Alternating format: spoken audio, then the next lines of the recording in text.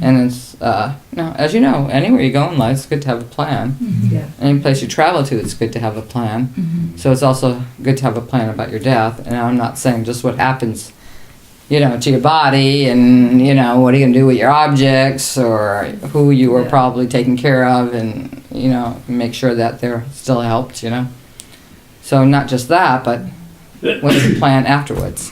And the more vigorous it is, more clear it is, the more you've planned your plan and know, not just planning a fantasy plan, but know that you have the strength and capacity to follow through with your plan. Then that's what's going to occur. So it's not just random. It's only random for people who are random. And as you know, maybe you've been random in your life at times with your adventures or relationships. You didn't make a decision. You didn't move it forward. You didn't plan anything based on what you understand and know. You just kind of like this. Okay, I don't know. So so that's good, Pat, because you're older. And you're 77, right? Yeah. So you could have a lot of years left, or who knows, It's a great relief to me to feel that. Yeah, that you have the power of your own life and death. Okay. It does trouble me when I think about maybe it would be a sudden death. That scares me. Why? Why does that scare you? I'm afraid that... Oh, birth's so sudden, huh? Yes. Oh, okay. I'm afraid I won't remember, but that's me. Oh, why not? I don't know. If I once encountered a young man in meditation, and I knew him, and he had been killed by a truck, and he was just all over the place. Yeah, but that's his life. His life's not your life. You're dead. You're dead. Go to the light. Yeah, but that doesn't mean anything to people. You could just be in dreams tonight, and not be dead, and other people in your dreams that aren't dead, and you can say, "You're dead. You're dead." It doesn't have any impact. No, it doesn't have any impact. Oh, okay. See? Okay, so I can say, you're really enlightenment, it's not really going to have any impact because you have to go on the journey and plan the journey and dream your enlightenment. I'm a lot of help along the way, and I'm here to show you that you can wake up, and I'm show you what it is about, but it's your plan. So, So it's reasonable to think I'll just pick up the plan. Yes, why not? Yeah, You're not in his experience, in his position, right? Yeah. Maybe he was just random. Yeah. Maybe he had no plan. He's 17. Yeah. Very young. Maybe it was a shock Yeah. and didn't know. So he might just be wandering around, his consciousness is wandering around in dream states and he can't get back to the body, he can't animate it, and eventually... You ever see the movie Waking Life? That's Well, that is a story about a young man who dies and he's wandering, around and meets different people and situations, some scary, some seem they're questioning what the purpose of life is, and there's these intellectual discussions, and he comes across them and he gets to hear those and ponder them, but whatever he thinks about what's going on, every once in a while he just has this motive like, oh, it's time to wake up, I gotta get on with my life again because I'm just dreaming now. And then at a certain point he keeps trying and he can never get back. So he loses the thread with his physical body. And so at the end he realizes that, and he just lets go, and he just rises up in the dream to, a non-dream, to the next level of consciousness, Wow. Like a deep sleep state. Well, thank you. That's very helpful. So yeah, your experience and your plan, you can do it, your plan. And like I said, you can go around and tell everybody all sorts of things in this life, and they're not ready. No, that's true, but Yeah. I'm certain. Yeah. I'm sure you want to tell your daughter and son at times, don't do that. And maybe you even did, and they still did it anyway. Yeah. What's that? Even now. Even now. Yeah. And then you realize, right? It doesn't matter. But that doesn't mean that your own awareness of your own experience and how to direct it is going to fail. Exactly. It just means they haven't got on their journey of their self-awareness strong enough to direct it in a way that's successful, completely successful for them. Yeah. Like I said, a lot of people, if they were to die, would just be like thrown into their death state for a while would be just all the dreams. And, sometimes dreams help you to problem solve things. So when you wake up, you sort of have a feeling like, oh yeah, I was really mad about this, but I should do this, that kind of thing. Mm-hmm. So they'll just try to problem solve things until they realize they have to problem solve their death. Mm-hmm. And then they'll realize, oh, I got to figure out what happens to me now. What's my plan? Mm-hmm. And so if they believe in, the Christians or Buddhists, they'll want to see their guru, Jesus or Buddha. Mm-hmm. If they don't believe any of that, they might say, okay, I'm attracted to the light condition, to light. Or if they don't believe anything, just that there's black and no consciousness, they'll have to test that out, see what happens there. But I think once you're dropped out of the body, you don't believe in that anymore. Well, yeah, that your boss had written and said there's no evidence about what happens after you die, and I said, well, I think there's a lot of evidence because a lot of people have died. In fact, everybody has lived, has died, and did they come back? Some have come back to tell you, right? Plus a lot of people in near-death experience. Yeah, that's what I mean. They actually died, and then they came back. So it wasn't near death; it was actual death. Yeah. So there's a lot of evidence, but you still have to have a plan. So whatever your plan is. That's good. Yeah. And meditation is a conscious plan to understand you as not a body-mind. So that is a conscious death in itself. Because meditation here isn't to make your experience here of personal fulfillment. That's not what you're doing it for. You're doing it to understand the bigger picture of who you are, what consciousness is. So meditation is the undoing of all that dreaming instead of perpetuating more dreaming. That's why people usually aren't very good at meditation, because they want to think about their lives and plan them and problem solve them and make them, become happier. But what if you do have a satisfying life? I always tell people, when I ask them about their lives, I say, well, that's a good life. And they're like, what? What? I said, there's nothing wrong with it. You're ready to meditate now. Yeah. 'Cause you got that down, But most people never arrive at the place. Yeah? Yeah. Where they feel they got it down. But you should. Yeah. If you can sustain yourself, if you have good relationships that you're satisfied with, you're not starving, take care of yourself, yeah, you're ready for meditation. To go to the bigger picture of who or what you are. So why don't people really want to meditate? A lot of people just want to get some stress out of their life with meditation. It's a lot more to it than that. Yeah.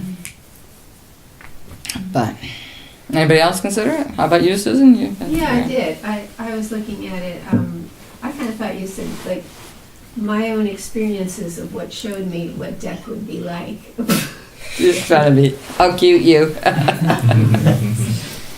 And so I was thinking back over things that had given me clues. And one clue was way back before I even had kids, and this morning I woke up and I was really happy, and I went outside and it felt like there was a big smile in the sky, and I felt the presence of, I thought of my grandmother, and I thought, oh, my grandmother's died, and she's so happy to be released, and she hadn't suffered or anything.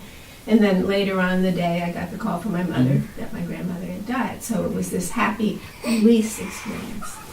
And then when I first met you,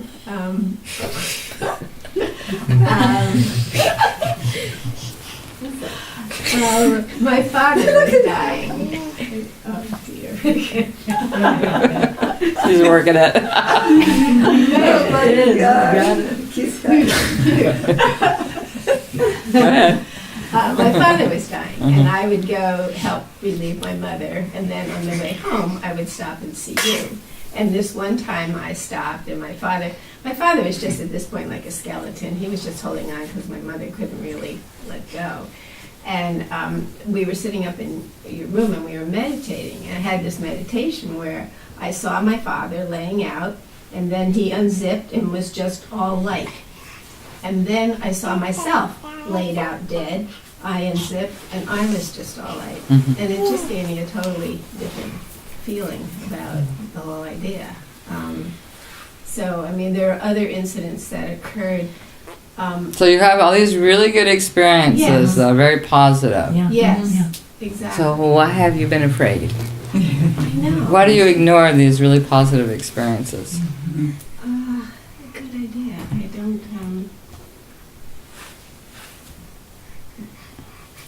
Because I let the suffering thing, I guess, get in there instead of, because I have seen those,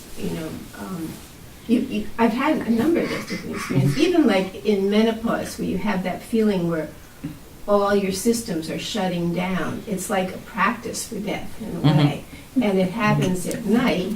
And if you hadn't mentioned it, I wouldn't know other people had it, but it happens at night, it's very quiet, and all of a sudden you feel all the systems shutting down, and all you can do is just lay there quietly and do japa and wait for it, and it could be the end or not. You know? Or reboots. Is this the end? I don't know. Yeah, menopause is very fun. Yeah. So, but it was like It's got an edge to it. that practicing thing. And then another experience I had was when we went up to Mineral King, and I'd never had altitude sickness before, and I got very ill. And on the way down, I felt this strange feeling, and I started to pass out. I'd never fainted before. And I felt, like Pat was talking about her mother, I felt my whole, whatever, spirit going up from my feet, up through my head, up out the top of my head. And I just went, oh! And I fell backward, and I fainted. Fortunately, Neil was behind me, and he caught me. But it was that sensation of just leaving. Remember that?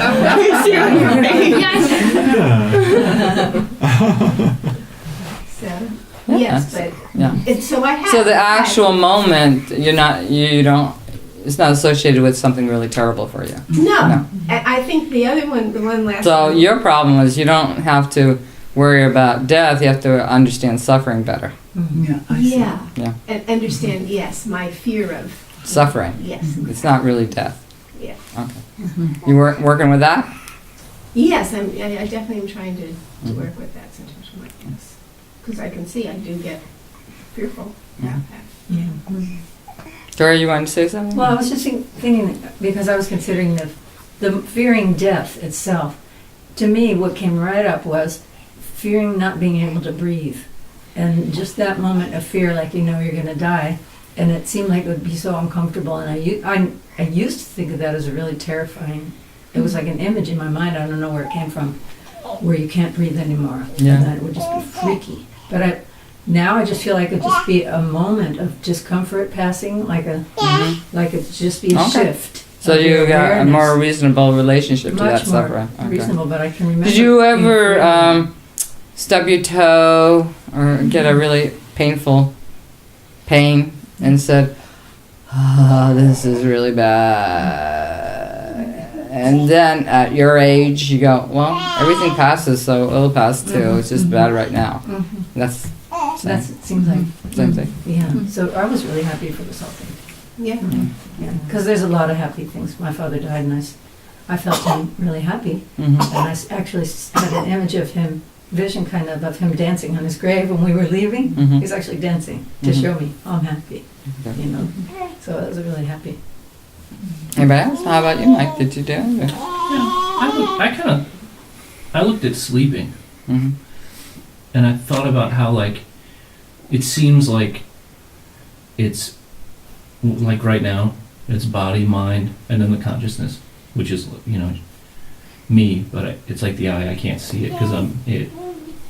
And then when I first go to sleep, it's like dreaming is that consciousness and the mind. And then when it's deep sleep, it's just that consciousness, but